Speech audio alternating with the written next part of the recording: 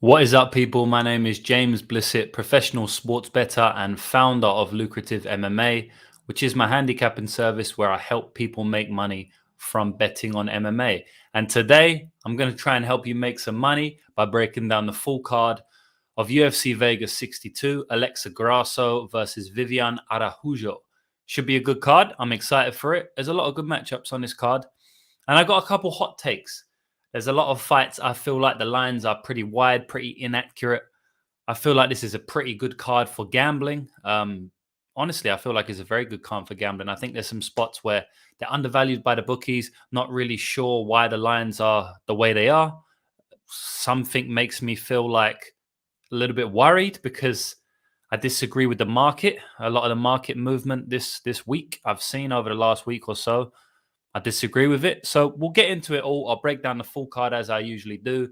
This is the first podcast since I've arrived in London, which is my home. Been traveling for the last 3 days or so. Still got the jet lag and that, but feeling good right now. This is my first podcast in London. So hopefully it's a good one. I'm ready to break down the whole card. And as I said, it's a good card for us. So not really looking forward to waking up at 4, 5 a.m. to watch the card. And honestly, I probably won't do that this week. Pretty sure it's on at that time in London. But I am looking forward to breaking down a card. So hopefully I can just wake up the morning of Sunday and see a lot more money in my bank account, right? So yeah, I'll get into it without further ado. One thing I will say though, before I get into it, I'm just waiting for everybody to come in here now. I see a few people live. If you're here, comment, let me know that you're here. Shout out to everybody watching live. I see 79 Fubu saying take their money. That's exactly what we want to do, right? We aim to do that every single week. We aim to do that every single year. And I've been able to do that with gambling for the last 5 years or so, consistently take a lot of money from the bookies and money here and there before that for the last 13 years, which is how long I've been gambling. I've seen a lot of people in the game these days, online really, and they don't know what they're talking about when it comes to sports betting. They've been gambling for 2 years, 3 years. They haven't gone on the upswings, the downswings. They don't really know what they're talking about when it comes to gambling. There's a lot of good MMA analysts out there, but when it comes to gamblers, there's not that many out there. There's not much content on gambling in general out there. You have to dig, you have to look for it. There's a lot of charlatans in this game. So as I've been teasing for the last few months, I do have lots of content to put out to help you guys with gambling specifically. I've been teasing that for about a year now, and it will come. It will come sooner than you think. Within the next 6 weeks, I'm going to be putting out a lot of content to do with gambling. So that's one of the most important things in this game. It's not just breaking down a fight. It's not just saying who's going to win this weekend. It's nothing to do with that. It's really about handling the game in general, making money from the game. Anyone can break down a fight. I don't think it's that hard of a skill. If you learn the skill for 6 months, 12 months, you will probably be able to break down a fight pretty well in terms of, I think this is going to happen, right? But handling the emotions, handling losses, handling wins, making money long term, getting around the bookies' tricks, deposit limits, restricting of accounts, handling your emotions during all periods of gambling, staying consistent, finding out if you still have an edge. All of these things are not really spoken about that much. And I'm going to start doing that, right? So, yeah, that will come soon. If anybody's looking forward to that, please let me know. Please let me know in the comments if you want me to speak on something specifically, something that you've been struggling with, because I will do that. I will make personal videos. I will start doing that too, where we do Q&As and stuff like that. So there's a lot more to come. But for now, we're going to be sticking to the old format, the traditional format, which is breaking down every single fight on this card. Because I know everyone's hyped up for this card. If you're a hardcore like me, most people are looking at the card probably like, it's a bit of a shit card. But for me, I'm a hardcore. And at the end of the day, I just care about making money. So I'm excited for some cards more than I am for some of the biggest cards, just because I feel like we can make money on those cards, right? So here we go. UFC Vegas 62. The first fight of the night is probably the lowest level fight on the card by a long shot. And as I say, thank you everyone for being here. Jonathan Reynolds saying, clap does fouls, let's go. Levy Arch up early, tuned in. 3 years, that's me, but I know I'm a noob. That's Files. Is the Royval line too wide? Pervert Dean. We're going to get to that, all right? We're going to get to that. So, Mike Jackson versus Pete Rodriguez. As I said, this is the most low-level fight on the card. Probably most low-level fight. One of the most low-level fights of the year when we're talking about the UFC. And I can bring up my screen now because I've got dual screens for the first time in a while since I didn't have that in Australia when I was traveling through.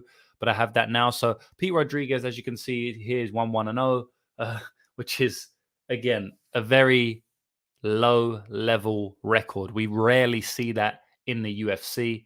Kind of crazy how he was brought into the UFC. He was brought to fight Mickey Gall. He got demolished. He got dropped by him, and then the fight was over in about 60 seconds. Mickey Gall jumped on a rear naked choke. But we know Mickey Gall's got decent grappling.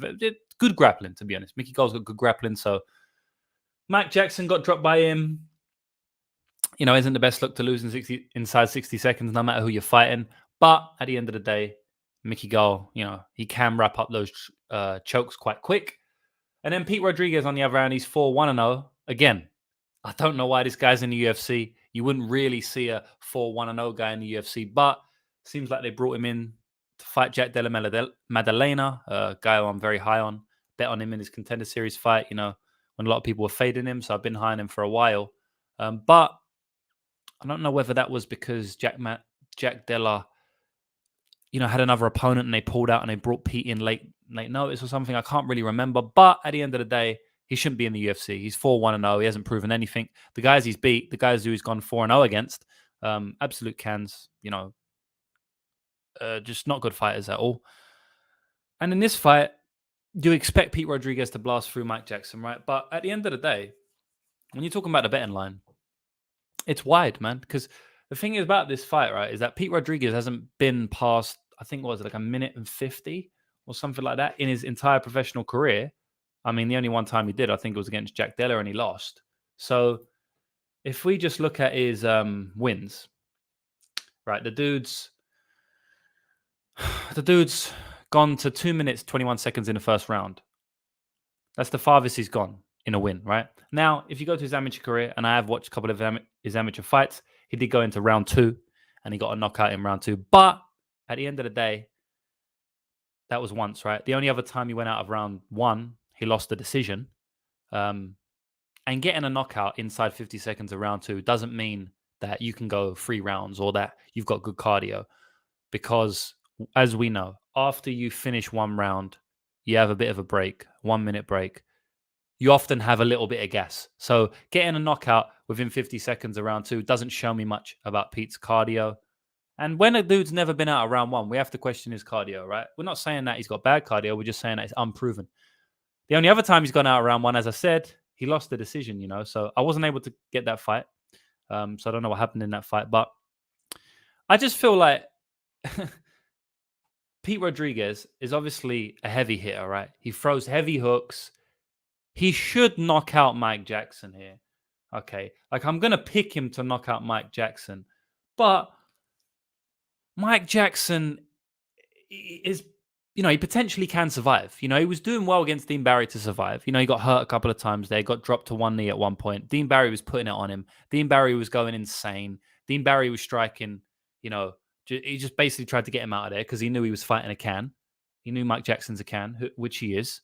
And so Dean Barry was fighting very aggressively, try and get him out of there. And he still couldn't get him out of there. Hit him with heavy shots. Mike Jackson was able to survive. As I said, he got hurt, but he was still surviving. So I don't think it's out of the realm of possibility to say that Pete Rodriguez doesn't get a first-round KO here. I mean, first-round KO for Pete, what is that? It's probably like minus 150 or something. I mean, the bookies are saying it's basically a certainty, that Pete Rodriguez gets a first-round KO here. I don't know, minus 150 line doesn't suggest that. But when you're talking about comparing the other lines, like Daz Files in a chat is saying Pete decision is 1800. I don't think he is. But Daz Files is saying that Mike by decision is 1800. But Pete by decision is, what is it? Rodriguez by decision is plus 450, So they're basically saying there's no chance of it happening. And then when you look at Rodriguez inside the distance, it's minus 300, man. So they're basically saying he's definitely going to blast through him. But at the end of the day, we just can't guarantee that's going to happen. Mike Jackson looks like he's got decent head movement. He'll move back and forth. He pressures decently well. That can throw fighters off sometimes. He is going to have a big height advantage in this fight. 3 inches, 6'2" to 5'9". Look, there's a world where this fight goes over 1.5. I know Danny P is saying if the over 1.5 gets much wider, he might have to begrudgingly take the bet. Yeah, Jackson's long, awkward, moves pretty well, doesn't engage. He reacted well to being dropped 2 last fight. Yeah, and even in that's last fight, even in the Mickey Gall fight, he got dropped, but he wasn't knocked out. You know what I mean? He was fine, really. It's just Mickey Gall jumped on his back and got the rear naked choking. I don't think Pete's going to do that. Pete is a brawler. He comes in and he throws heavy hooks. He's not going to jump on the back like Mickey Gall. So for me, man, I feel like the over 1.5 is live. I don't know if I'm going to take it yet. I haven't taken it yet. Obviously, there's just money coming in on Pete Rodriguez. The parlays are going to have him chalked up. The money coming in on his inside the distance because people are like, well, I'm not going to put a minus 700 in my parlay. I'm going to put a minus 300 by Pete via knockout because he's not going to go to decision. He's going to knock him out. So all of these things will make the over 1.5 and all the overs a little bit more juicy. So I'm just going to wait. I'm going to kick back. I'm going to see how this goes. Who knows what's going to happen after 5 minutes if Jackson is still alive, right? When we're talking about the fight, Pete Rodriguez might completely fall apart. At the end of the day, Jackson is better than the fighter that you just pluck out from the street. He is better, okay? He's not good, but he was pressuring Dean Barry well. Look, he's long. He's going to have the range here. His jab's not too bad. He was able to counter Dean Barry coming in a couple of times, which was pretty impressive. When you're talking about a complete can, right, which Mike Jackson is when you compare him to the UFC level. So a complete can, able to get some counters on Dean Barry, that was, mildly impressive. So he does have some attributes. He's not just a complete civilian. He's not as bad as a civilian, right? So for that reason, I do think that he potentially could survive over 1.5. And then also, when you factor in that Pete, he's never been out of round 1 more than 2 times. He's 1-on-1 in those fights. And the one that he won was inside 50 seconds, where he still got that gas from the break he had. When you factor in all of those, there may be some value on Mike Jackson here. Maybe Mike Jackson is able to just beat up a corpse of Pete Rodriguez if Pete just goes insane trying to knock him out and isn't able to knock him out. Mike Jackson never been knocked out, but he's only had 2 fights. So, what the hell? We don't know. King Turk here is saying Dean didn't really have any sense of urgency to finish the fight, to be fair. You better go back and watch that fight because he most certainly did. I mean, Dean Barry was going extremely aggressive in that fight. He almost had no defense coming in. Like Dean Barry usually outside point fighter where he's throwing them karate kicks. But he wasn't in that fight. I mean, obviously that's his style, so he was in that stance. But he was coming forward, throwing heavy shots at Jackson. He dropped Jackson at one point. Dean definitely had a lot of urgency in that fight. I thought Dean was going to gas himself out when I rewatched that fight. And that's what the commentators were saying as well. The reason he was going to gas himself out is because he had way too much urgency. So, yeah. Mike Jackson potentially could stay alive here. I think there's maybe some value on that over 1.5 and maybe some value on Jackson in general. But at the end of the day, I have to pick Pete Rodriguez via first round KO because, I mean, Mike Jackson's terrible. Pete Rodriguez definitely looks way better. His boxing looks better. His power looks better. He's more proven, which is crazy because he's not proven at all, but he is more proven. He also looks like he's probably quite tough. Jack Della Maddalena put it on him quite a lot and, he did wilt in that fight. He basically quit when he got dropped. He had his hands up like, I don't want no more. But he still ate a lot of jabs, for about 3 minutes. So I'm going to pick Pete Rodriguez first round KO. I don't really see how you can't pick that. But my money may be elsewhere. My money may be directly fading that. And that's one of these things that people don't understand about gambling. A lot of times you directly fade your opinion because the line suggests so. So what is the line right now? And I don't know how I've spoke about this fight for so long, but what is the line right now? So over 1.5 is plus 180 to plus 210, man. I mean, Jesus Christ. And this is best fight odds, so these guys don't even update, so it might even be worse than that at the moment. I usually use fightodds.io right now. Yeah, so over 1.5 is actually oh Jesus. Over 1.5 is plus 230. Best price, plus 210, plus 215, plus 200, plus 210. Yeah. So I mean, you're talking a lot of money on the over 1.5. And then Mike Jackson's odds just keep going up as well. I mean, we're talking plus 500s now. So we'll see how it goes. Don't know whether I'm going to pull the trigger on anything, but I may just have to do it over 1.5 just for the sake of it. But I do think that, probably the first round KO comes for Pete. The next fight we have is Tatsuro Tyra versus CJ Vergara. Yeah, so this fight is interesting because obviously everyone is back in CJ Vergara here. I'm not surprised. When you look at it on the face of it, CJ Vergara is obviously a very good underdog. He showed that in his last fight against Cledson Rodriguez, who was a hyped prospect coming off the Contender Series. And he's fighting another hyped prospect in Tatsuro Taira here. He's 11-0. He was undefeated in the amateurs as well, coming from Japan. Probably the best Japanese prospect they have at the moment. We've got a couple other Japanese prospects coming up in the next couple cards. And then we've also got the Road to UFC, which is going on at the moment, which is like a Japanese UFC thing where they pick some fighters and from Japan, and they're going to be in a UFC if they win some sort of tournament thing there, some sort of show on TV. So they're trying to build up this Japanese market, and Tatsuro Taira is, right at the top of their Japanese prospect list. CJ Vergara is looking to shut down his second prospect in a row because, as I said, he did beat Cledson Rodriguez in his last fight. CJ is going to do what he always does, right? He's going to come forward, he's going to bob and weave, but then he's going to forget to bob and weave and get hit a couple of times, then start bobbing and weaving again. He's going to throw heavy hooks. He's got decent power. He's got great cardio, great attrition. He's a very attritional fighter.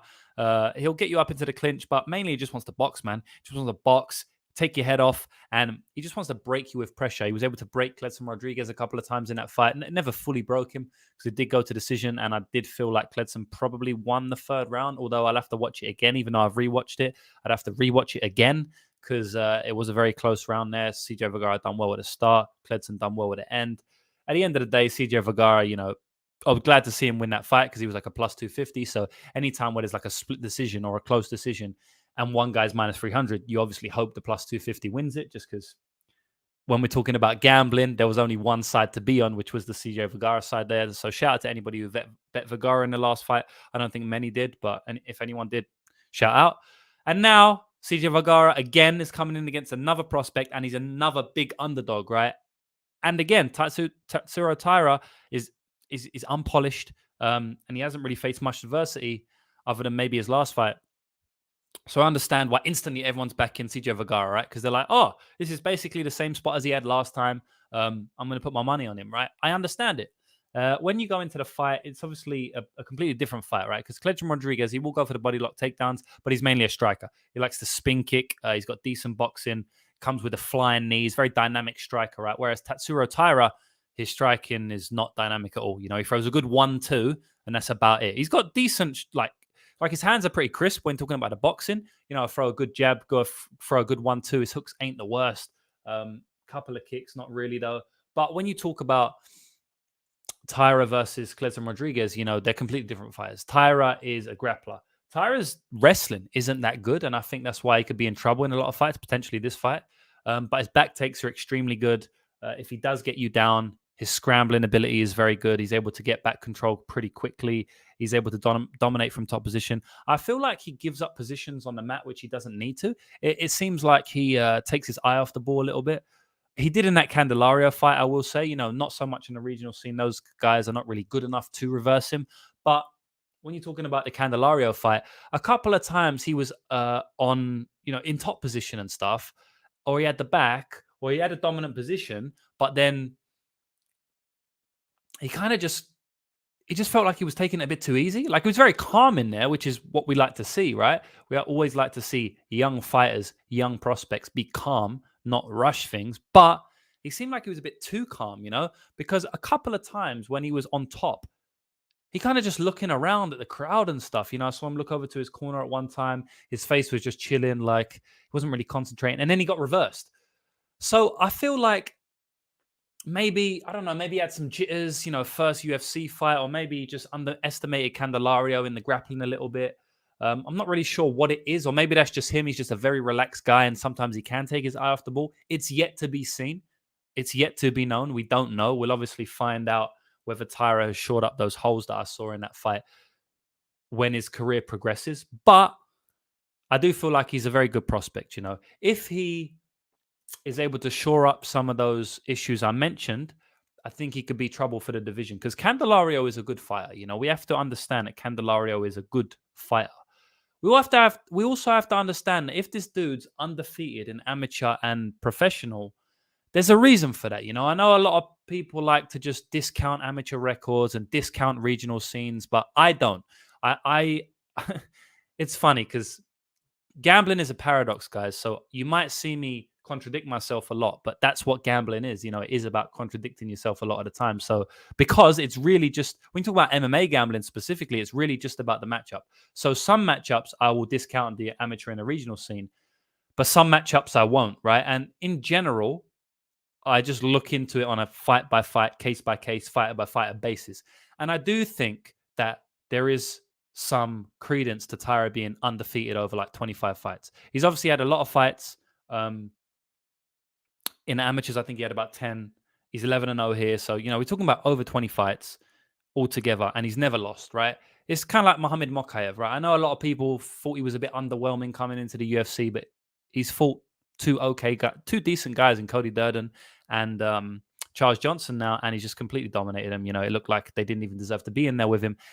And I know he had some poor performances on the regional scene, Mokaev, and potentially Tyra as well in that Candelario fight. I don't think it was a poor performance, but there were some holes that we saw. But when a fight has gone, like Mokaev and Tyra, when a fighter's had 20 fights and they're undefeated, we have to take a step back and go, all right, this guy's obviously doing something correct, right? And we can see that with Tyra because his back control is very good, top control is very good. He could have finished the fight in the second round. His elbows from top position look good. He's more of a submission fighter, but I've seen he added a bit of ground and pound wrinkle to his game last fight. He has got a ground and pound finish before, I think, once. So look, man, I like Tyra as a prospect. I think he's good, but I also like CJ as a dog. To me personally, I think Tyra is going to win this fight. I think CJ Vergara, I don't think he's good when he's on the floor. I think he's got good takedown defense, but I think when it does get down there, I don't think he's good. I just think Tyra is going to be too slick for him. I think Tyra is going to be able to lock in some sort of choke, honestly. And if he doesn't finish him, the choke will probably just lead to Tyra being on top and dominating from top position. Tyra, even on the feet, Tyra can probably, stay safe for a while.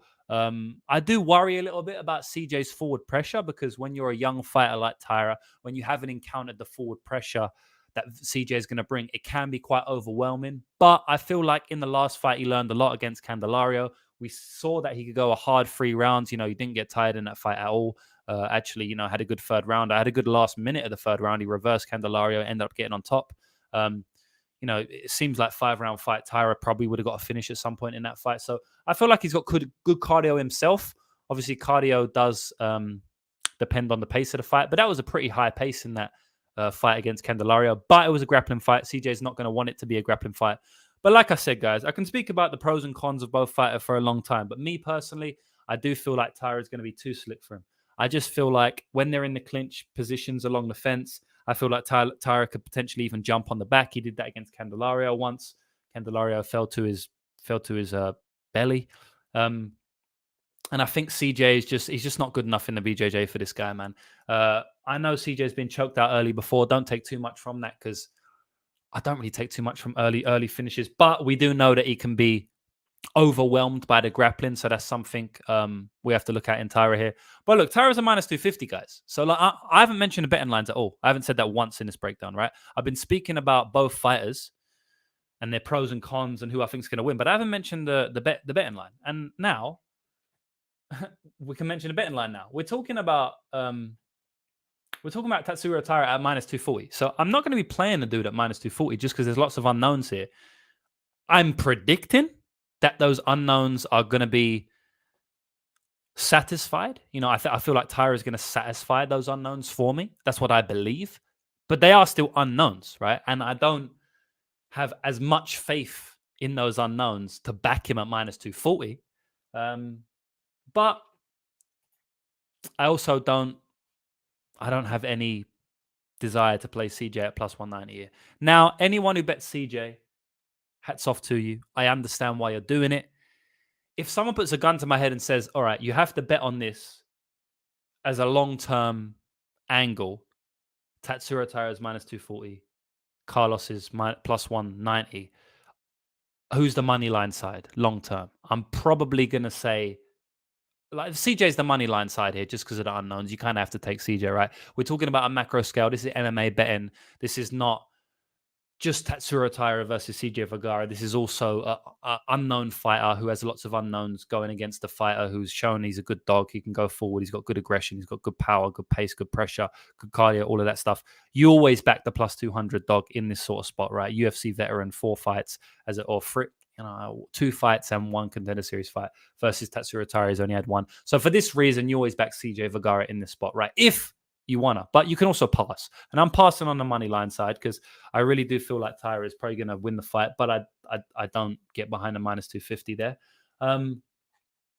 You look at more like inside the distance.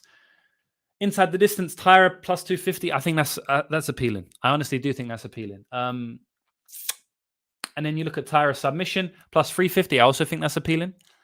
But we did see him land some heavy ground and pound in that last fight. You know, if there was a couple more seconds in the second round, I believe it was that, then, you know, maybe he could have got a finish. Maybe it was a 5-round fight. He could have got a finish. But CJ looks extremely tough. So it's hard to see him get a finish unless you put him unconscious or you do get submission. So for that reason, Tyra submission, Tyra inside the distance isn't too bad.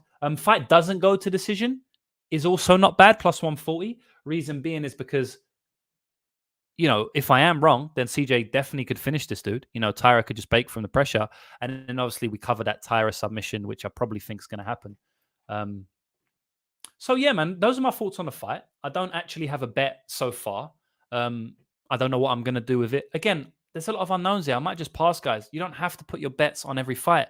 I do understand the CJ love, but I do think Tyra is going to win this fight. So I'm going to take Tatsuro Tyra to win via submission in this fight.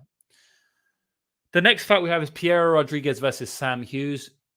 This is another fight where everyone's going to be on a dog, right? Everyone's backing Sam Page. I understand why. She opened up like Piero Rodriguez opened up minus 230. I think she's down to like minus 170 now. So, the market's been backing Sam Hughes, just like they've been backing CJ Vergara. I understand why. Sam Hughes is, again, just like CJ Vergara, an extremely good underdog. If you want to paint a picture of an underdog, you kind of paint Sam Hughes and CJ Vergara, especially the new Sam Hughes, because both of them have very, very good cardio. Both of them push the pace very, very well. Both of them will never give up. Both of them are very, very tough. I mean, they're kind of like the same fighter.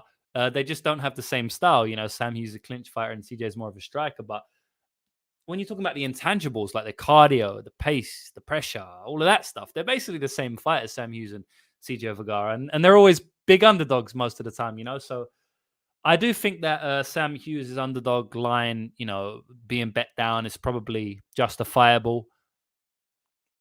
But in this fight, I kind of am leaning to Piero Rodriguez. Now, am I leaning minus 200? No. Gun to my head. Who am I going to back on the money line? Sam Hughes. But personally, I'm going to pass. Now, maybe a better way to play Sam Hughes, and I'll get into that in a minute. 99% of you are probably going to know what I'm going to say. But in terms of the fight, man, Sam Hughes is going to do what she always does, right? She looks a little bit better since moving camp. She's 3-0 now. She went 0-3 in the UFC. Most fighters get cut after going 0-3 in the UFC, but she didn't. So that was good because she came back and she's gone. I think she's won 2 of her last 3, or was it 3 of her last 3? I'll just fact check myself. I think she's gone 2-3 in the UFC, or 3-3. Yeah, 2-3 in the UFC. So she lost her first 3 fights, and then she won her last 2, and she could potentially win this fight. And if she does, that's going to be a 3-3. So that'll be a very, very big comeback from her terrible start in the UFC. She's going to do what she always does, man. She's going to walk forward. She's going to put that pace, going to put that pressure on her opponent. She's going to throw out decent amount of volume, jab, jab, jab, jab, jab. Doesn't do too much more than jabs. She has a couple good 1-2s and stuff like that, but not a very diverse striker. She doesn't have too much to her game in the striking. She's going to clinch you up against the cage, press you up against the cage, try and get takedowns, but mainly just hurt you inside the clinch. She's probably not going to go. She's not going to attempt takedowns for her life here. She's very happy to just sit in the clinch and just dig away. And Piero Rodriguez, she's a little bit more diverse. She has very good boxing in the pocket. She has very good striking in the pocket. She will throw a lot of kicks as well. but mainly her damage is done in the pocket. When fighters come forward, pressure on her, which Sam Hughes will do here. Piera Rodriguez is very good in the pocket. She's very fast, very strong, and very powerful. So she throws very fast, but also with a lot of power.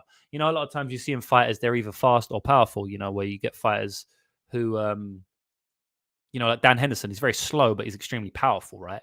Then you get fighters who are like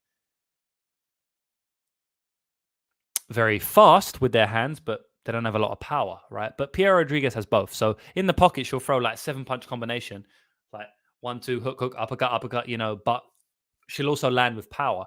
I do think there may be trouble for Sam Hughes here because I do think Sam Hughes is going to push the pace. And obviously, Piera probably going to have a couple of chances to land some heavy shots in the clinch. Or, sorry, not in the clinch, but in the boxing range, in the close, dirty boxing range. But Sam Hughes is extremely tough, so I don't really see her getting stopped or anything here. Although Piera, she does hit hard, so it could happen, but I really don't see it. Then Piera, other than that, she got good leg kicks. Good body kicks. She throws her body kicks a lot. She didn't do it too much in her last fight against Kay because I think she didn't want to get taken down. When she did throw a kick, she did almost get taken down there. She still got taken down anyway, but not off the kick. And other than that, Piera will go for the takedowns every now and then. But not that much. She kind of just, changes from fight to fight. Like she's just an all-round fighter, really. Because in that fight against Kay Hansen, she looked like she didn't want any of the grappling until the second and third rounds. And then she just started grappling heavy. And then in the fight, or not heavy, but like a lot more. And then in the fight before she came to the UFC, when she got that 5th round knockout, she was just boxing most of the fight, a couple of takedowns, but mainly just boxing. And then in the fight against Tina Black, she was grappling for most of the fight. So she can do it all. She's a well-rounded fighter, but she's not extremely high level. She's untested. But we saw her come back from adversity in her last fight because she lost the first round and was able to come back and win the second and third rounds, and she beat Kay Hansen there. But Kay Hansen, she lost her last 3 fights and got cut from the UFC, so it's not a great win there. So this fight is a close fight. Look, it really comes down to, is Hughes going to be able to pressure Rodriguez against the cage? Is she going to be able to get takedowns? And if not, is she going to be able to keep her against the cage? It's not a hard fight to break down, guys. If someone's breaking this fight down and they're speaking about all these possible outcomes, they're just talking too much because it's very easy to break this fight down, right? Not all fights are easy to break down, but this one is because there's not too many unknowns in this fight, right? We know what Sam Hughes is going to do. She does it every single fight. This is how we break down this fight, guys. Is Sam Hughes going to be able to push Piera Rodriguez up against the cage and keep her there for the majority of the fight and win the minutes? If you think yes, you play Sam Hughes. If you think no, you don't play Sam Hughes. If you think maybe, you play Sam Hughes because she's an underdog, right? So, me personally, I don't think she will be able to. I think Piera Rodriguez is too strong. I haven't seen Piera Rodriguez kept up against the cage much. Obviously, it happens. Kay Hansen kept her up against the cage a couple of times. Tina Black pressured her against the cage multiple times, but she got reversed most of the time. I didn't see her give up more than 45 seconds at a time on the cage. So I don't think she can be kept there for very long. I think she's very strong. If anything, she's probably stronger than Sam Hughes. But Sam Hughes has a very good grinding style. She's able to keep fighters up against the cage. Even against Loma Lookboonmee. In the clinch, she was getting basically just ragdolled for the first round. But in the second and third round, she came back and she done well in the clinch a couple of times. And that's against a Muay Thai practitioner who's, fought in the clinch since she was 12, 13 years old. So I was actually impressed with that Sam Hughes performance against Loma Lookboonmee. Especially at Loma was like minus 400. Sam Hughes won the third round, I think it was, 29-28. And, she had some good moments in the clinch, except for the first round where she just got dominated. So, there's unknowns out there. Sam Hughes definitely may be able to get Rodriguez up against the clinch and win minutes. I just personally think Piera is going to be a little bit too strong for her there, and she's going to be able to reverse her there. I also think Piera Rodriguez is going to probably get takedowns of her own in this fight. We've seen Sam Hughes get taken down multiple times in her career now. She has decent get-ups. Takedown defense is kind of average. I do think Piera can get top time here. I think Piera is the much better grappler as well, just in general. So I do think that if Piera gets Sam Hughes on the ground, I think she could get into some dominant positions, right? And I don't think Sam Hughes is going to be able to take Pierre Rodriguez down, honestly. So, look, I understand the bet's coming in on Sam Hughes, but I just don't think this is a great fight for her. But I do think there's a very good potential. This could be a close fight, and for that reason, playing her is warranted. Sam Hughes via decision is way more juicy to me than the money line. It's much better. I don't see Sam Hughes finishing this fight. I know she finished her last fight, but Elise Reed just absolutely had nothing off her back in this fight. Pierre is not like that. Pierre is a very good jiu-jitsu fighter. She hasn't been taken down and controlled before, not for an extended period of time. And Sam Hughes is not a very high-level fighter, guys. She's not good on the ground either, honestly.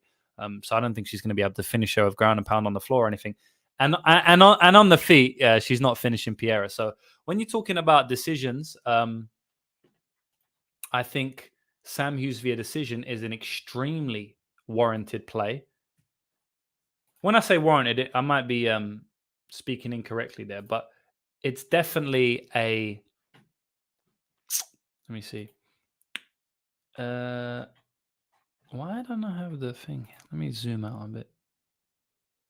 Oh, there. Yeah, so sorry. So Sam Hughes via decision is. Oh, it's actually changed. But yeah, Sam Hughes via decision is plus 230, plus 240. Right, so I think it was plus 270 when I looked. I don't know. But anyway, it's plus 230. So that's a little bit worse, but it's still, for me, it's still better than the plus 140, plus 135 that you get on Sam Hughes' money line. I like her via decision a lot better. I may end up on her via decision myself. I haven't decided yet. As I say, I do think Pierre is probably going to be able to reverse the positions on the cage. I do think she's going to be able to get takedowns, and I do think she's going to be able to get top time, whereas I don't really think Sam Hughes is going to be able to get top time. So I'm kind of leaning Pierre Rodriguez here. I do think Pierre Rodriguez is going to win the fight, but when you're talking about Pierre Rodriguez via decision is plus 125, and you're talking about Sam Hughes' decision is plus 230, I like to lean to Sam Hughes via decision. But you can be burnt on that, and I have been burnt on that in the past when I'm picking one fighter to win via decision, but then I bet on the other fighter via decision just because it's just such a better line. Like, I remember I was picking Andre Muniz to win against Uriah Hall via decision, but Uriah Hall decision was plus 1,000. And then Andre Muniz decision was like plus 400 or something. And I was like, oh, I'm getting an extra 10% of value, an extra 13%, 11% of value. Let me just back Uriah Hall decision. And then I got burnt because he just got dominated. So I don't want to be in that position here where I take the Sam Hughes decision just because it looks much juicier. But then Pierre Rodriguez wins via decision like I'm predicting, and then I just lose the money. But they're not directly compatible because Andre Muniz is just way higher level and just completely different type of fighter. And the style dynamic was just completely different against Uriah Hall than it is in this fight. So, yeah, man, I feel like Pierre Rodriguez has a very good shot in this fight to win.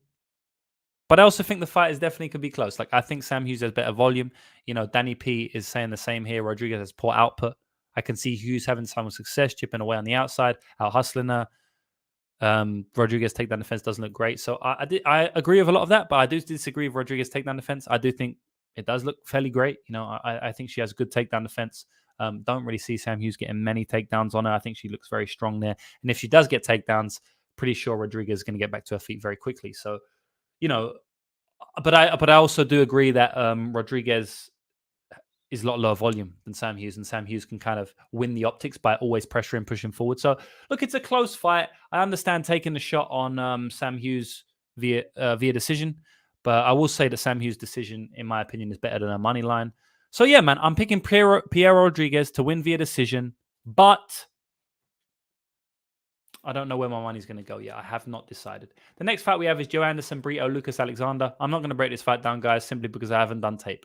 This was a matchup that came in a little bit late, and I don't really know much about this Lucas fighter. I know I've heard he's a decent fighter. A few people have told me, but I don't know much about him, so I ain't going to speak about this fight. Didn't have betting odds up either, so I'm not even able to see, we may have betting odds now, but I haven't checked this morning. And I'll refresh this because this is from yesterday. And see, I've refreshed it. And just as I've refreshed it, the betting line has come up. because I had these fight odds up from yesterday and I hadn't refreshed it. And I noticed that I didn't have any odds yesterday, so I couldn't really get a good read on anything. Sometimes I like to see the odds before I bet because it determines. Oh, sorry, I like to see the odds before I tape because it determines how what I'm going to tape and stuff like that. What I'm going to look for. Um, but as we can see here, has it just disappeared? Jesus Christ! That's crazy. It just disappeared. Did you guys see that? I'll just refresh this again. It comes up. That was fucking weird, man. I think as I zoomed in, let me zoom in again. Still there. That was one of the weirdest things I've ever seen. Anyway, Anderson Breeterson, yeah. Okay, so he's a 4-1 favorite, which is he's a big favorite, but I understand he's a good UFC fighter. He had some good showings against Ismagulov and not Ismagulov, sorry. He had a good showing against Andre Fili. And even against Bill Algeo, he looked decent. So yeah, look, potentially 4-1 is warranted, but I don't really know, so I'm not going to speak about it. I'll speak about Nick Maximoff versus Jacob Malcoon fight though, because that's a good fight. You know what? This is a kind of similar fight to Piero Rodriguez via Sam Hughes in my mind. I'll tell you the reason for that is because I do believe that this is a close fight. I feel like the fight's mainly going to be in the grappling, and I feel like one fighter's going to win, but that fighter is the favorite, and I feel like the value maybe on the other fighter, and especially via decision, which is what I think with the Piero Rodriguez versus Sam Hughes. So, as you know, Nick Maximoff is the favorite in this fight. He's minus 140. There's a lot of money coming in on Malcoon, man. And if it keeps coming in, I may take a shot at Maximoff. So Maximoff is just going to chip away with the wrestling, just like Malcoon's going to do, right? Maximoff is just a grinder. I mean, he got 11 takedowns against Soriano, shot about 18. Malcoon shot about 20 takedowns against, was it Hal Hassan or some fighter? I can't remember who it was. He shot about 18 takedowns against someone. I can't remember. But both of these guys are just going to grapple fuck. Both of these guys want to take you down. Both of these guys want to get in dominant position. Both of these guys are position over submission. Both of these guys are pretty safe to back in general, just because you know what they're going to do. You know what their game plan is. If they're fighting a fighter with bad takedown defense, you know that you're probably going to be on them. Jacob Malcoon's been fighting the better guys. He fought Phil Hawes. He got knocked out in about 18 seconds. He also fought Brendan Allen. I had a bet on him like a lot of people did. Jacob Malcoon via decision, 8-1, plus 800. We got robbed on that bet. Jacob Malcoon. It was a close fight, but when you got plus 800 and it looks like minus 110, when you have a bet on a plus 800 and it looked like it should have been about minus 110, you're very annoyed that it doesn't cash, which is what happened with the Jake Malcoon via decision against Brendan Allen. But yeah, I think this is going to be a close fight. I do think Nick Maximov is going to shoot takedowns consistently. I don't think he's going to, change his game plan here. I do also think that Jake Malcoon is going to shoot takedowns here. I don't think he's going to change his game plan here. So I think both of these fighters are going to go for takedowns. I think both of these fighters are going to try and out-scramble each other. I think both of these fighters are going to get taken down.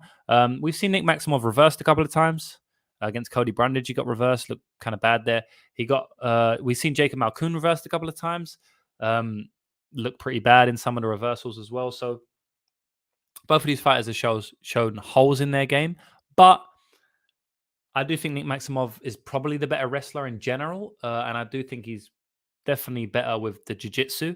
So for that reason, I am leaning Maximov. I am thinking Maximov wins a decision. But when you talk about the betting line and the odds, we could argue that Jacob Malcoon's a bit of a better striker than Nick Maximov. And we also could argue that, he's going to get a lot of takedowns here. So for that reason, I probably do think there's some value on Jacob Malcoon. Maybe not the money line, because I feel like, when you're talking about plus 120s and that, and I'm thinking I'm leaning Nick Maximov, you can't really justify any value on that. But Malcoon decision is plus 200, maybe better than his money line. Obviously, anything can happen. Nick Maximov was just submitted, but I don't think Malcoon's submitting anyone here. And then Maximov decision is plus 150. If anything, I just take the Maximov decision in this line because I do think Maximov is going to probably win the fight. And for that reason, I take his decision line. You're getting plus 150 instead of minus 150. So pretty significant difference there. I know people see it and they don't think it's a big difference. Minus 150 and plus 150. But that's a massive difference, guys. in implied probability. So it's funny because people don't really understand implied probability. So they see minus 150 and plus 150, and they're like, it's close. They're both 150s. Just take the money line. But that's massive. That's way bigger than. That's a massive difference. That's much bigger difference in implied probability than a plus 500 to a plus 5,000, which people probably wouldn't know, right? They're like, oh wow, it's plus 1,000. Let's take that over the plus 500. But that's not that much of a big difference, whereas minus 150 to plus 150 is pretty big difference. So I'd probably just take that instead of laying juice on Maximoff. I'll just take his decision line. I may get to it myself. I don't know, though, because I do think Malcoon's probably a better striker. Malcoon actually trains his striking at my old Muay Thai gym, SIG in Sydney. And so I know he's getting good work in there. It's a very, very good Muay Thai gym, high-quality Muay Thai gym. All the trainers are Thai, except for the owner of the gym, Lewis. Shout out to my man, Lewis Regis. So I know he's getting good work there at SIG, and he also trains his striking in other places as well. But he's got decent Muay Thai. I don't think he reacts well to getting hit, but in general, I do think he's just a better striker than Maximoff. In a striking-based battle of 15 minutes in the UFC, if you was to guarantee me that no one would get knocked out, because I do think Malcoon has potentially a bad chin and he just doesn't react well to getting hit. If he was going to tell me that no one would get knocked out, then I would comfortably back Jacob Malcoon there. I think his jab's going to be, a lot faster, a lot better than Maximoff. And I do think his kicks are better as well. But Maximoff is taller, he's rangier, he's bigger. So, he has that upside as well in the striking. Obviously, if you're taller and longer, you could probably hit the other person when they can't hit you. So, there's a lot of dynamics that go into this fight. But I do think Jacob's probably a bit better striker. But I do think Maximoff's the better wrestler and a better grappler. And I do think that this fight's going to be in a grappling. So for that reason, I think Nick Maximov's going to win this fight via decision. That's what I'm going to predict. And will I bet it? I don't know. If I do, it's a small shot. It's nothing crazy. But that's my prediction for this fight. The next fight we have is Rafael Assuncao versus Victor Henry. I'm not going to speak long about this fight, guys. I've spoken long about quite a lot of fights. And, it's funny because sometimes I'll speak about a fight for like 15 minutes about one fight. And then I'll do the next 3 fights in 15 minutes, the same total time as it took me to do the last fight. And that's because every fight deserves a different breakdown. Some fights, they don't really deserve a long breakdown. Some fights, they really deserve a long breakdown. So for this one, I don't think it deserves a long breakdown. I think it's pretty clear here. Rafael Assuncao is definitely past his prime, but he's also definitely getting a step down here. Victor Henry, you got to think that he beats up Rafael Assuncao here. He probably gets a finish just because of Assuncao's durability. He's looked poor lately. Obviously, the Cody Garbrandt, I think that would have knocked out a horse. That was an insane punch. He just bent down, heavy shot. That could have knocked out anyone. But the Ricky Simon fight, Ricky Simon doesn't have power in his hands. He doesn't finish anybody, especially not on the feet.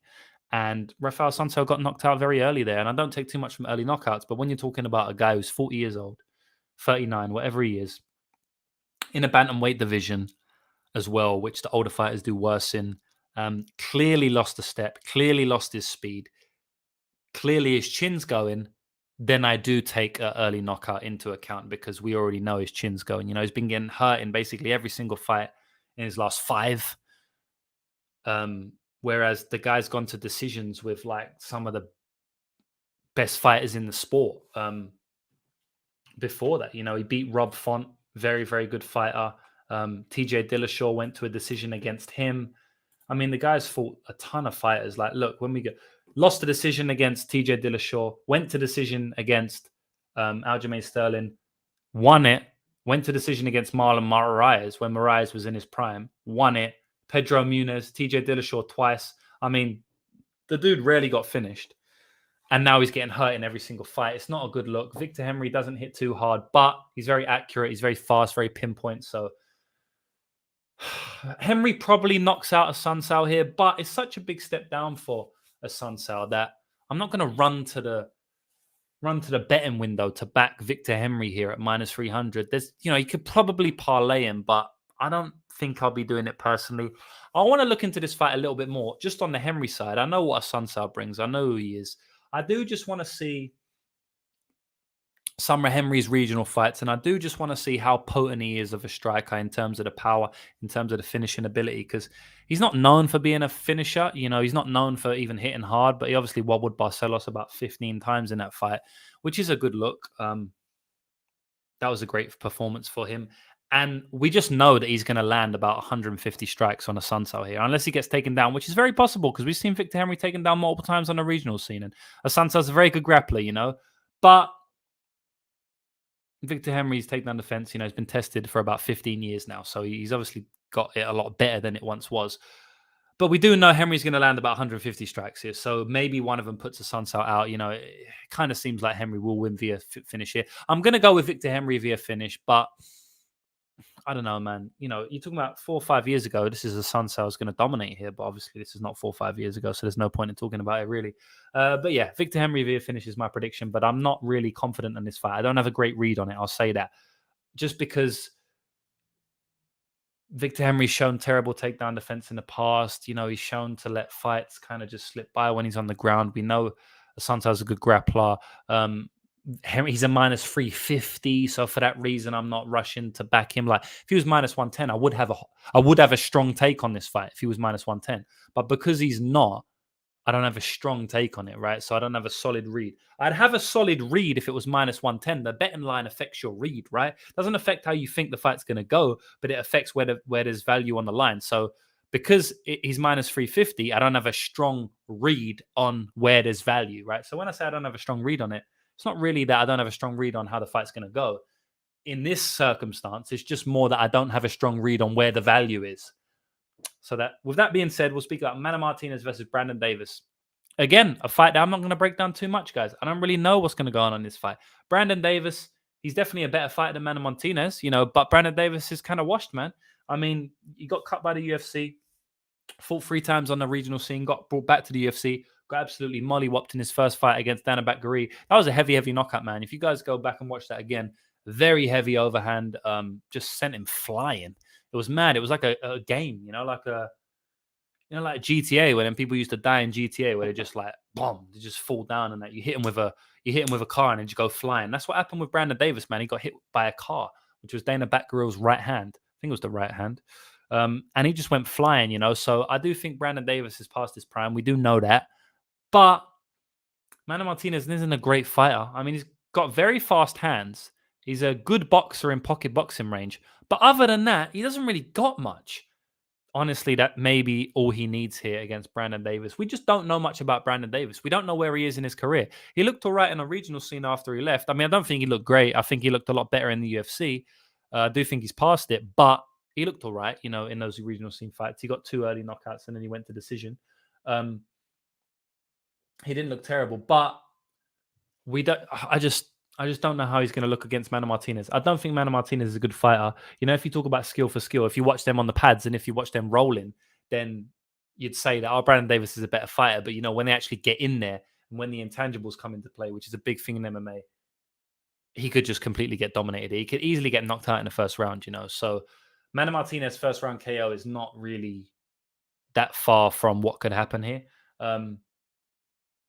Yeah, I don't know, man. I'm gonna say Mana Martinez gets a KO here, but I wouldn't be backing it, man. If anything, there's value on Brandon Davis here, honestly. But just as I say, I haven't got a good read on this fight, not on the betting line, but so last time I didn't have a good read on the betting line, Henry and Assuncao, but this time I don't have a good read on the fight.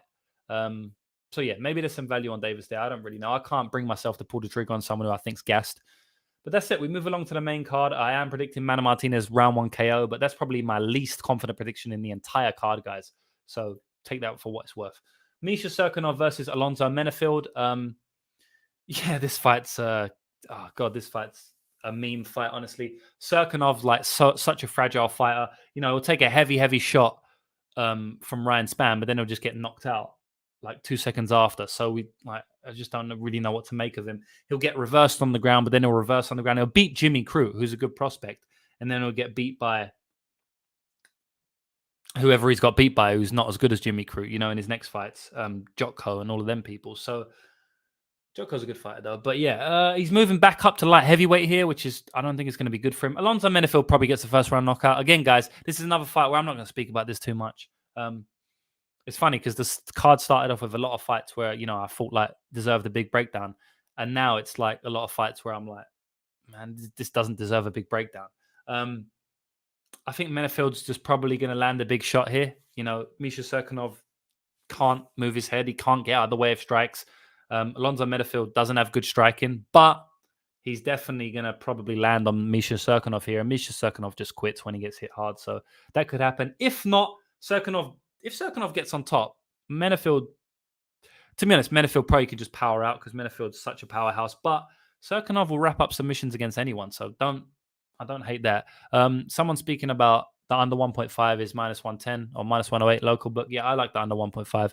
It's a bit juiced up now. It's a bit minus 130. I still think there's value on that 100% under 1.5. I don't see this fight getting past 5 minutes, so I don't see this getting out of round one. And so for that reason, I do like the under 1.5. In terms of who's going to win, yeah, I guess Menifield knocks him out in round one, but just play the under 1.5 and move on, honestly, in this fight. But yeah, I'll go with Alonzo Menifield first round knockout. The next fight is the same thing again. We got the under 1.5 king. Jordan Wright versus Dusko Todorovic. He is the fighter who just goes balls to the wall. And even if he doesn't go balls to the wall, his fight just always finishes under 1.5 rounds. I just don't know how it happens. I mean, even in that last fight, it was kind of nothing much was happening, kind of like a low-paced fight. And then he just got submitted with a guillotine choke against Marc-Andre Barriault. I think that was Andre Barriault's first submission of his entire career. So Jordan Wright's not a good fighter, guys. He's a fraud. But he's extremely dynamic early. So there's definitely a chance he knocks out Dusko here. I don't know if Dusko's chin's great. Sometimes it looks good. Sometimes it looks bad. I do think he's got a decent chin. But at the same time, I don't think that he could take the power that Jordan Wright possesses if Jordan Wright lands a dynamic shot. I think I got that out right. So what I'm saying is Jordan Wright could knock out a horse. Jordan Wright could knock out Francis Ngannou, within that first 30 seconds. You do and that's obviously facetiousness. He probably wouldn't knock out Francis Ngannou. But what I'm saying is Jordan Wright could knock out any motherfucker in that first minute because the guy comes out and he does a massive spin kicks or he's the Beverly Hills Ninja, he does mad flying kicks and that. So I do think there's a chance he knocks out Dusko here. But if he doesn't, Dusko probably finishes in round one. Under 1.5 again, probably value, but actually probably not now. It's like minus 220. I wouldn't play it now. I probably would still play it, but I'd probably just lower the stake and bang it into a parlay to reduce risk. I do that a lot of times. People don't understand about parlays, and I'm going to speak about that in some of my content in the future. Parlays definitely can be beneficial in sports betting. Do not listen to what you have been told by some of the people who just repeat what they have been told and have not experienced it in the game for a long time, like myself. This is not a rant on parlays, though, so I will get to that. I will get to a rant on parlays in the future. But anyway, and by the way, I'm not talking about fucking 10-leggers, right? Because those are just stupid most of the time. But if you want to do them for fun, it is what it is. But yeah, I do think Dusko Todorovic is going to get a first-round knockout here. What else can I say? Then we've got Askarov versus Brandon Royval. Now, this is a fight which I believe deserves a longer breakdown, So we go back and forth, guys. Sometimes long breakdown, sometimes short. Askarov is going to grapple for his life here because he will not want to stand in front of the storm that is Brandon Royval. I mean, that guy is just insane. He's got cardio for days. He never gets tired. He can fight grappling. He can fight striking. He's got insane volume. I mean, the dude will spam kicks, spam punches, spinning punches, spinning kicks, everything. He's got so many tools in his arsenal, spinning elbows, knocked out Kai Kara France with his spinning elbow. Very, very tight submissions, very, very wily submissions. Very hard to hold down unless you get in his full guard and you just kind of play defense there. He's very hard to hold down, very scramby, very wily. He's just a fighter who is very horrible to fight against. I just imagine him as being someone I just would hate to fight, man, because when I'm fighting, I don't like to fight fighters who are just spamming shit constantly and doing crazy things. I like to be in a technical fight where we can go 1-for-1 or where I can kind of read someone, kind of like how I expect Adesanya would like to fight, right? Just a fight where it's kind of low pace, back and forward. You can kind of read your opponent. Brandon Royval is just a horrible fighter to fight against because the guy, you don't know what he's throwing. He don't even know what he's throwing. So how can you know what he's throwing? He comes forward, just insane storm. And a lot of people just break under that pressure. They honestly do. It looked like Alexandre Pantoja was going to break under that pressure. I honestly think if that fight goes a little bit longer, Brandon Royval breaks him. But obviously Pantoja has that blackjack in his pocket, which is the jiu-jitsu. He can take anyone down. He can take anyone's back and he can submit anyone. Wasn't able to do it against Askarov, although he did have Askarov in some tight positions. That's a common opponent of these fighters. They have both fought Alexandre Pantoja. Askarov was able to win a decision there, which was a very impressive decision.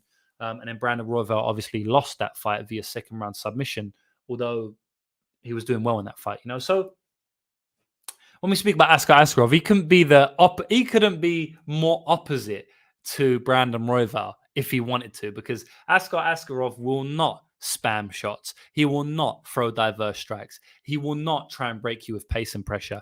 He just wants to hold you. He just wants to grab a leg, grab a body lock, grab an arm, whatever the hell he wants to do. He wants to grab onto you, and he wants to take you down and he wants to control you. He will try and go for submissions. It's actually funny because Askarov come into the UFC at 10-0.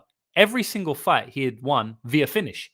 He's had 5 fights in the UFC. He's had 6 fights in the UFC since going 10-0, and every single one has gone to decision.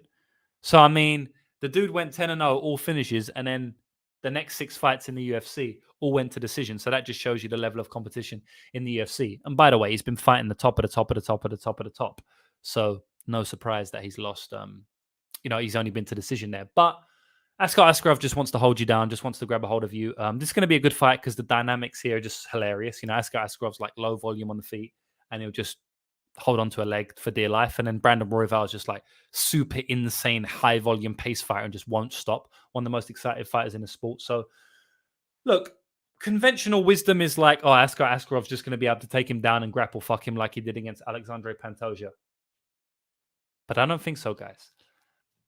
I don't understand why these... Look, all right, I'm not going to say I don't understand because I've got a very good read on the market, so I do understand, But I don't agree with Askarov being a minus 240 favorite. You can get Brandon Royval at plus 205. He was actually at plus 225 at one point, I think I saw, which is insane.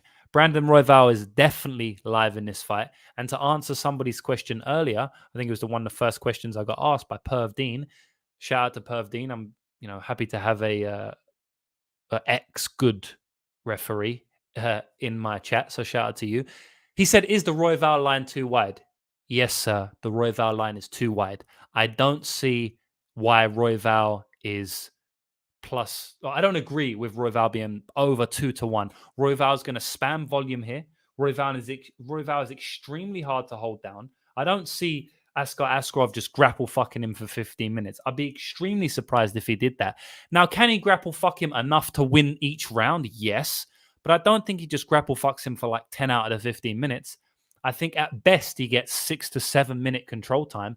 And that's not always enough to get a decision, man, because Brandon Royval is going to be spamming shots when he gets up. So he could be taken down for 3.5, 4 minutes of one round.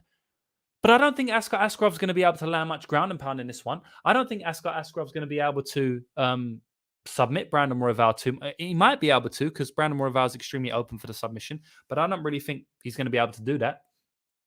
So that means that if Brandon Royval gets up on his feet, he could definitely steal a round just by being on his feet for a minute. He could be taken down for 4 minutes and steal the round just by being on his feet for a minute. So look, Brandon Royval is going to have the volume upside. He's very hard to hold down. I know Askarov also held Pantoja down, but Pantoja was completely gassed after like 1 minute in that fight. Brandon Royval will not get gassed here. Askar is a very high level fighter, and I respect him a lot, but I do not respect him enough to be minus 240 here. I think there's value on Brandon Royval. Danny P's mentioned Royval decision. Yes, I also like Royval decision. And you're saying, look, who the fuck knows what happens in this one? And that's exactly why you should bet Brandon Royval. Because if you don't know what's going to happen, but one fight is plus 210, plus 205, it's not rocket science what you do there, C's saying I got Askarov at minus 175. I think it's a great bet. Good luck to you. Even at minus 175, I wouldn't play Askarov. At that point, it's more accurate. I feel like that it's a lot more of an accurate line, I feel like Askarov minus... I don't know, man. I actually don't know the line, but I do think that's a lot better. Obviously, that's a lot better than minus 240. But um, I may even play. I even maybe play Brandon Royval at that spot. Super Look is saying, "Are you taking questions near the end?" Yeah, I'll take questions. When I'm on the main event, just put the questions and then I'll answer some questions. So yeah, man, look, I think Brandon Royval is extremely live in this fight. I'm actually going to take Brandon Royval to win this fight outright. I'm going to say he wins a decision. I'm going to say Askarov bettors are probably, moaning because Askarov is able to get like 7-8 minutes top time, but Brandon Royval wins a split decision because he gets more volume when he gets up on his feet. I also think Brandon Royval can hurt Askarov in this fight. I also think he's got the knockout upside and the submission upside. The submission's probably a wash. To be honest, Askarov, just because Askarov's submission defense is really good, I think Brandon Royval is going to put Askarov in way more submissions than Askarov's going to put in Brandon Royval. So I think he's got the submission attempt upside. But in terms of actually who's going to get tapped out, I do think Brandon Royval is way more open for that. But look, man, I think he's got a submission upside in general. Maybe not over Askarov, but he has some submission upside. I think he's got the knockout upside. I think he's got the volume upside, pace, pressure, all of that sort of stuff. He's going to look good to the judges, where Askarov's just going to look like he's holding on for dear life. I like Brandon Royval in this fight, man. I can't lie. Plus 210 is too juicy to pass up. I'm picking Brandon Royval to win via decision. Plus 600, plus 700 on the decision line is also good. So let's ride with Brandon Royval, man. And another underdog, another line where I think the line is just out of whack, guys. Cub Swanson versus Jonathan Martinez. Jonathan Martinez is a good fighter. I'm not going to lie. He's a very slick striker. The guy basically only boxes. Sometimes he decides, he only kicks. Sometimes he decides to box, but mainly he just kicks. He's got very good kicks though, right? So that's usually all he needs to do. And most of the time he hasn't been fighting wrestlers unless they're completely past it, like Frankie Saenz. So he hasn't had to worry about the takedown. In this fight, he will have to worry about the takedown a little bit more. I think Cub Swanson will be smart to take him down off his kicks just so he stops kicking so much. We have seen Cub Swanson kick the fuck a lot. We've seen him got kicked badly against Giga Chikadze. He got knocked out early there. That was pretty low percentage in my opinion. We saw him get kicked bad by Daniel Pineda. He beat up his leg. He had to switch stances a couple of times there. So we do know Cub Swanson can get kicked. We do know Jonathan Martinez will kick. So that's definitely a worry there. I also think Jonathan Martinez disguises the leg kicks quite well. He disguises the body kicks with the leg kicks. He leg kicks you so much that you think you're going to go. You think he gets his opponent thinking that he's going to keep going to the leg, and then he just switches it up top with a head kick, or he switches it up to the body with a body kick. So I do think that the kicking is going to be a problem for Cub Swanson here, but I do think Cub Swanson is a veteran enough that he can potentially get through this kicking range. If he does, I think Cub Swanson potentially has the boxing advantage. Cub Swanson, man, he's a good fighter, bro. Like, he's a very, very underrated fighter, in my opinion. I know he's loved by the hardcores, but in general, I feel like the betting line always underrates Cub Swanson, a lot of the times anyway. I feel like he was underrated at plus 150 against, or plus 160 against Giga Chikadze. I feel like if they run that one back again, I probably play the same bet as I did last time, which was Cub and Cub via submission. Now, I don't think Cub was going to get submission, but it was like plus 1,500 or something. Or maybe like plus 1,000, I can't remember. But I believe that, look, if we got Giga Chikadze versus Cub Swanson again, and you gave me Cub Swanson at plus 200, I'd play Cub Swanson. Or even at plus 170, I'd play Cub Swanson again. I'd do the exact same bet as I did last time, because I think that fight played out would have looked a lot different. I did lose my bet there, and it looked bad because he got knocked out early, but I don't think that was indicative of the actual outcome of the fight if they have a large sample size. Just so happened that Giga Chikadze was able to get the win that night. So I do feel like if Jonathan Martinez doesn't get doesn't disable his leg, early on, I do think this could become interesting. Now, Cub Swanson, he's getting old. He's like 38, 39. Jonathan Martinez, about 10 years younger. So we have to take that into account. We do know Cub Swanson now has been finished a couple of times, so he's not immune to that. But he's mainly getting finished by submission. I mean, he got knocked out against Giga Chikadze, but I don't know. Again, I don't think that's super indicative. And I also feel like Jonathan Martinez is not as good of a body kicker than Giga Chikadze. So Cub swings, these crazy hooks from crazy positions. He'll throw spinning back kicks as well, which he knocked out Derek Elkins with a spinning hook kick. I feel like he's got the experience upside, the KO upside. I feel like he's got the the veteran savvy upside. He knows how to switch up a game plan during it. Jonathan Martinez, I don't think he's going to be able to switch up a game plan if it's not working. Whereas I do think if Cub Swanson, if his game plan's not working, I do think he's going to be able to switch up. For example, if he's trying to fight on the outside and throw heavy overhands, which he does from crazy positions, but his leg kicks just getting, if his legs just getting kicked the fuck, I do think he's going to be able to switch it up, fight more dirty, go for the wrestling. I also feel like if he's trying to go for the wrestling and Jonathan Martinez has defended takedowns, I think he's going to be able to fight in that karate stance on the outside and probably land a big shot. So I do think Cub has the potential to switch game plans in fight, and I don't think Jonathan Martinez has the potential to switch game plans, which is also something you should look at when you're betting on MMA. Someone who's able to adapt with it in fight style. So yeah, man, I like Cub Swanson here. I don't think the line should be as wide as it is. So yeah, I'm going to take Cub Swanson here. I'm going to actually say Cub Swanson gets a knockout here. We've seen Jonathan Martinez get knocked out before by Davey Grant. We've also seen Jonathan Martinez drop multiple times by Andrei Cirkunov, which is a bad look. And we've even seen him dropped by and hurt multiple times by it wasn't Benito Lopez, was it? It was a fight before the Vince Morales fight. He got dropped in that fight heavily at the end of the first round. And then at the end of the second round, he got hurt. God, I can't remember who that was. Let me just check now. Interesting, that's the co-main event. I thought they would have done Askarov Royval. Jonathan Martinez. So Alejandro Perez, not Benito Lopez. Yes, so he got hurt by Alejandro Perez and he got dropped in that fight as well. And then obviously Davey Grant knocked him out. And Andrei Cirkunov knocked him down like twice. So I don't think his chin is very good, and I do think Cub Swanson hits hard. Cub Swanson is coming off 2 knockouts, so he could potentially get one again here. So yeah, I'm taking Cub Swanson in this fight. I like him as a dog, and we'll move on to the main event. This is a very good fight. So a couple of people are asking me here, William Tyner, what about him cutting an extra weight? Is it already big featherweight? This reminds me of Dan Hooker. What do you think about him dropping down in weight?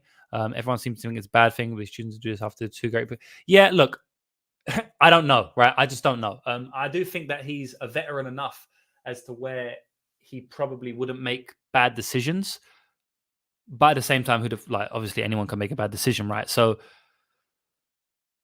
I think he knows that he can make the weight. Otherwise, he wouldn't be doing it. But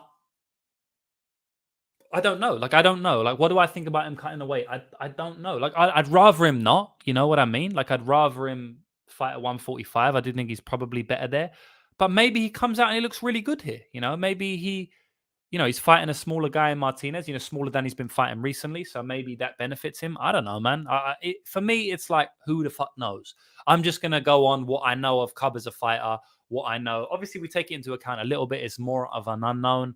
But I just don't know if it's going to benefit him or go against him. I lean to the side that it's going to go against him. But I still feel like Jonathan Martinez has a bad chin and Cub Swanson has small takedown upside. So, and just much more UFC experience, high-level experience. And this is a step up for Jonathan Martinez. And this is along the same levels for Cub Swanson. Pineda and Martinez, Darren Elkins, maybe not at this stage of his career, but probably, the same level of fighter. So, yeah, for me, I'm taking Cub Swanson, and it remains to be seen whether it'll be a bad look moving down to 135. But for me, because I just have no idea, I'm not really going to cap it too much. The next fight we have, which is the main event now, Alexa Grasso versus Viviane Araujo. Great fight. Really, really good fight. Really excited for this fight. I'm not going to do a long breakdown because I'm getting tired now. And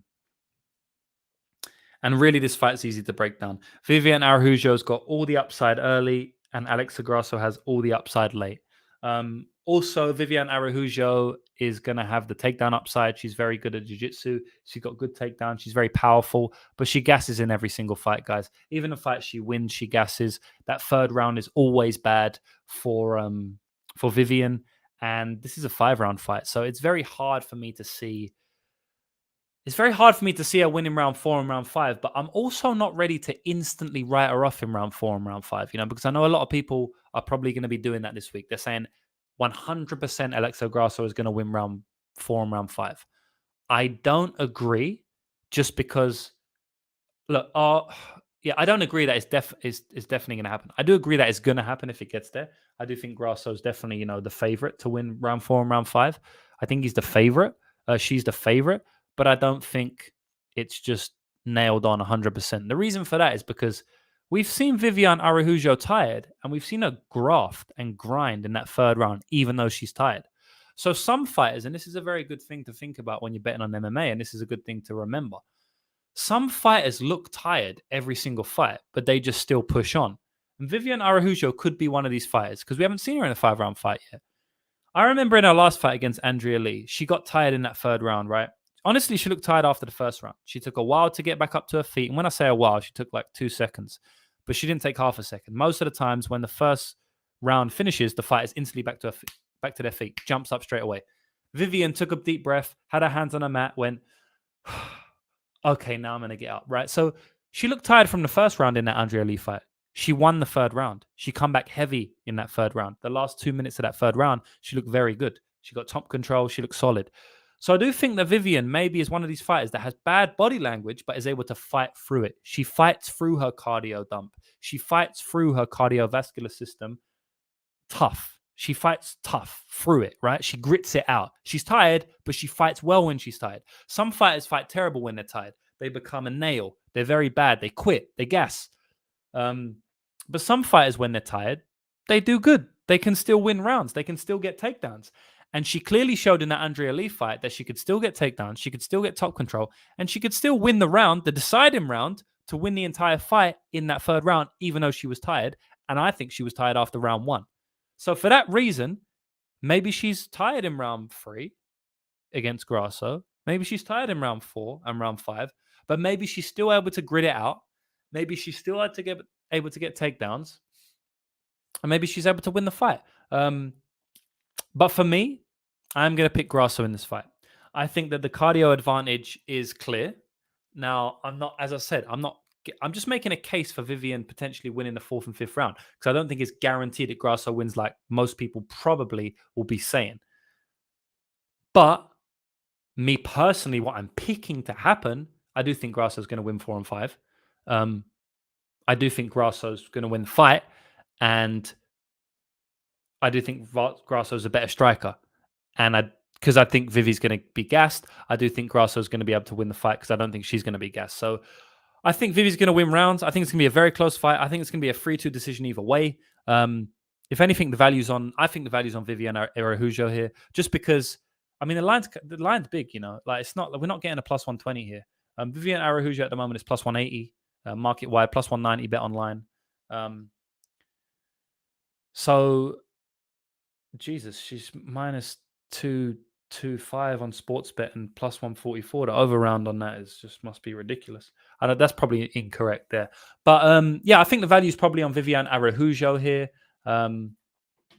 What's Araujo decision? Araujo decision is plus 285. Yeah, I just take our money line probably just because she's got good jiu-jitsu. You never know what could happen. But by the way, I actually think that Alexa Grasso has very good jiu-jitsu as well. So that's interesting there. I don't actually know who's got better jiu-jitsu, So look, I think Grasso's going to win. I think if Grasso does get taken down, she'll probably be able to reverse as well. She's got very good arm bars off her back. She's got good sweeps and stuff like that. But I do think also Vivi's going to get takedowns. I do think that Grasso's going to win the striking. I think it's going to be a close fight. I think it's going to be a 3-2 round decision, or Grasso's going to finish her in round 4 and round 5 because she does gas out and she just completely gasses out. As I'm saying, it's yet to be seen. I'm not just guaranteeing that it's going to happen, but it definitely could happen. That way, she just in round 4 and round 5, she just gasses out. So for me, I do think like the value is probably on Araujo on the money line, just because of the takedown upside, just because of the almost guarantee she's going to win at least 1 round out of the first 2. So she only needs to win 2 more rounds to win a decision, and she won round 3 against Lee after being gassed after round 1. So I mean, her winning round 1 and round 2 is definitely, like in play. It's pretty, like, I think even if people are backing Grasso here, they do concede that round 1 and round 2 is more likely to go to Viviane Araujo. Not that it's going to happen, but it's just if you was going to bet on who would win in round 1 and round 2 and you have minus 110 apiece, for me, I'd definitely be backing Viviane Araujo here. So for that reason, if she does win round 1 and round 2, she only has to win one more round to win a decision. So if she does, get a takedown, she could win a round, or if she does have a cardio dump, she may get a second win in round 4. She maybe gassed in round 3, but she has a second win in round 4, loses round 5, 3-2 decision, controversial decision, split decision, whatever you want to call it. I think the value's on Viviane Araujo here, but for me, I probably just pass because I do actually think Grasso is going to win the fight. I'm backing her to win the fight. And I do think that the unknowns in round 4 and round 5 do feel like Grasso could put it on her bad in round 4 and round 5. Grasso's such a good fighter, man. I really, really, really, really rate Grasso. Grasso almost finished Carla Esparza, who's the current champion. So you have to give her a ton of credit. So I'm not going to be backing against her in this spot. But, gun to my head, I do think that, Araujo has upside here to make this fight extremely close and to actually dominate the first, maybe 7 minutes of the fight. For that reason, I do think there's value on her. I want to pick Alexa Grasso to win here. I don't know whether she's going to get it done in round 4 and round 5 or via decision. I'll take her to win via decision just because, like women's MMA, Grasso doesn't get too many knockouts, doesn't get too many submissions. And Viviane, she looks tough, even though she does get gassed. So, yeah, I'll take Grasso via decision here, but I think there's value on Viviane Araujo. And that's it. That concludes the podcast for today, 1 hour, 20 minutes. So decently long one. Yeah, I usually smash these out by a minute, 1 hour. But today we just had a little bit more to speak about. If there are any questions, please let me know. If you have questions about MMA betting, if you have questions about my my upcoming gambling videos, you can ask. If you have any upcoming gambling videos that you want me to make, if you want me to give you some advice on how to deal with downswings, how to deal with upswings, how to handle your emotions, how to not get restricted on accounts, how to or how to stop your accounts getting restricted as quickly as they usually would, or how to make other betting accounts, or how to do any of these things, how to break down MMA fights, how to read betting lines, any of this stuff, please let me know. Maybe not in the comments right now. You can if you want as well, so I've got it on my mind, but mainly in the comments after the video, like in the actual comments, not in the live chat, because then I can read them and they'll be there forever. And when I actually make the content, I can go back and look at this video and look at the ones, because if you tell me now, I might just forget. But yeah, that's it, man. Nothing much more to say. I appreciate every single one of you for watching. Without you guys, without the viewers, there would be no podcast, and I love doing these podcasts. So yeah, I will continue to make these videos. I'll continue to make this content for you. A lot of fakes out there, a lot of charlatans, as I said, a lot of people talking about their professional gamblers when they've been gambling for 2 years. Listen, the reason I came into this game, I was watching one of my old videos the other day, which is crazy that I said this, because I came into this game, this online sphere. One of the main reasons is because I just saw all the bullshit that was being spouted by these so-called professional gamblers. I saw so many people saying that this is the way to bet, or I'm a pro and this is how you do it and stuff. And the information was just terrible. You're going to lose your money by listening to these guys, So for that reason, I started to create content of my own. And then I kind of just more went into the breakdown side of the MMA analyst side. But I said one of the main reasons I'm coming into this game is to dispel all this fake knowledge and give real knowledge. So I'm very excited to start putting that content out. And yeah, thank you all for watching. Please like the video because it helps and it keeps me motivated to make more videos. And with that being said, good luck on all your bets this weekend. I feel like I've had some hot takes this week. I feel like I've got some good dogs this week. So it's either going to be a good week or a bad week, because when you back these dogs and stuff like that, you can look like a genius or look like an idiot. So we'll see. Good luck on all your bets, and I'll be back next week for another podcast.